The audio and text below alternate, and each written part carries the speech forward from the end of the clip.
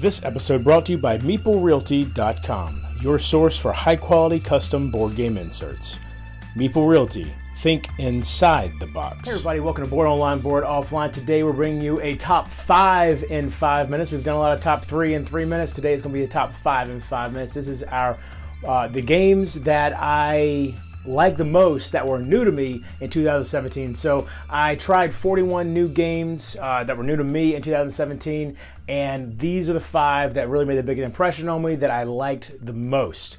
All right, so we're going to start the 5 minutes right now. And number 5 on this list is Euphoria, Build a Better Dystopia. This is a game from Stonemaier Games, and it is a worker placement game where your dice are your workers, and you roll them to see how much knowledge they get. And knowledge is good because it helps you be able to accomplish certain things better or get more resources, that sort of thing. But at the same time, knowledge is bad because if collectively your workers have too much knowledge, the smartest one will realize he's living in a dystopia and that he no longer wants to be a part of that machine that you are building, and he'll run away, he'll be gone, you'll lose that worker, you'll have to recruit a new worker.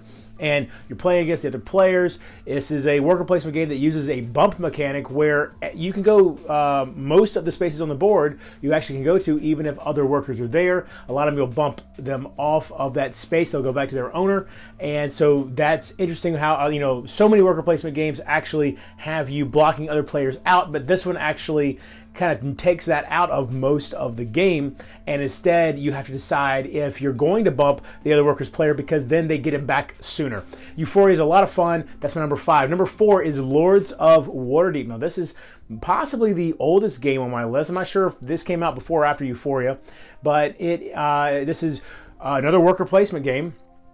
This time set in the Dungeons and Dragons universe in Waterdeep, and you are one of the lords running the city, and you will take missions, and instead of being the one that goes out on the missions, you're recruiting warriors and clerics and rogues and wizards to go on these missions for you to gain, I believe, influence is what it's called. I think it's influence over the city, essentially victory points. And at the end of the game, the lord with the most victory points / influence wins the game and is considered the greatest lord of Waterdeep.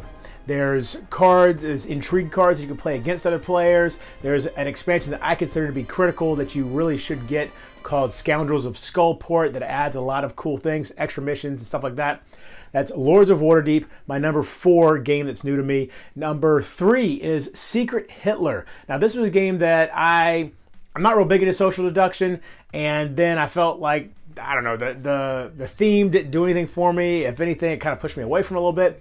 But then somebody brought it out at the game group that I go to at my local FLGS and my local game store, and I loved it. And granted, it could have been the group of people because it was a very repeatedly intense series of games. A lot of back and forth, arguing over who was Hitler, who wasn't Hitler, and then obviously that's the one that the good guys are trying to catch him and stop him from taking power. That's the whole point of the game is Hitler's trying to take power of the German government back before World War II, and so you have the liberals and the fascists, and nobody's really sure who's who, and everybody's vying for that power. So that's Secret Hitler. And then number 2, Kingdom Death Monster. This game, and some of you might be surprised it's my number 2, but you'll see it's a real close neck and neck between number 2 and number 1. Kingdom Death Monster is just this game set in this just brutal, bizarre, horrifying universe where at the beginning of the game, the player characters, they're called survivors, wake up. They don't have speech. They don't have anything but a stone and a loincloth, basically. And they're having to fight against this massive white lion type creature that is just ripping survivors apart. And this game is absolutely brutal. You can get severe injury, you can get permanent injuries that get carried over. And really, it's more about building a civilization in this epic, death-defying wasteland than it is about individual characters in the game, because at any moment a character could just be gone, either run away or die some horrific death or take an injury so bad that they retire. And finally, number 1 is Gloom Haven. Now Gloom Haven, I got Kingdom Death and Gloom Haven right next to each other. Kingdom Death came in first, and then Gloom Haven came in about a month later.